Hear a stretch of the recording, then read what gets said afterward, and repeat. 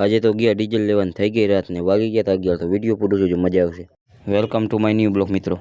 ઉઠીને સીધો ગયો ભાઈબંધના ઘરે કેમ કે એનું ઘર બનાવવાનું કામ ચાલુ હતું એટલે અહીંયા જવું પડે ને કેમ કે આપણો ભાઈબંધે કામ કરાવે છે। તો હું મારો ભાઈબંધ નીકળી ગયા હતા સાઈસની બેણી લઈને। પછી તો બેણી મૂકીને આવતા રહ્યા જામસર કેમ કે લાઇટ નહોતી એટલે સાઈસ નહોતી થઈ।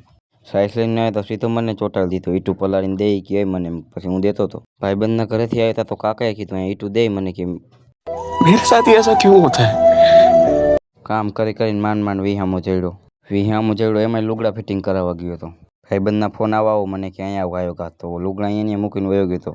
ભાઈબંધના ઘરે જઈને મને કે ગાડીઓ કરતો પછી તો હું ગાડીઓ કરવા માંડ્યો હતો। ગાડીઓ કરતો હતો ને થાકી ગયો તો મેં કીધું ફેફસી ખવડો તો ફેફસી લઈ આવ્યો। પછી તો માંડ ભાઈબંધના ઘરેથી છૂટીને લઈ શેમ્પુ વયો ગયો નાવા। પછી તો નાઈ બાઈ નીકળી ગયો તો બહાર।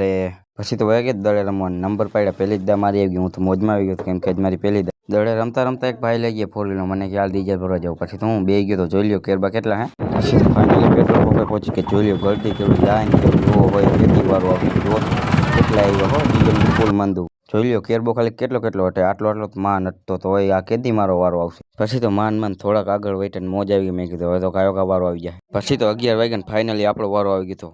પછી તો ડીઝલ લઈને મૂકો વહી ગયા હતા ગાડીમાં। પછી તો હું ડીઝલ લઈને બેસી ગયા હતા ગાડીમાં।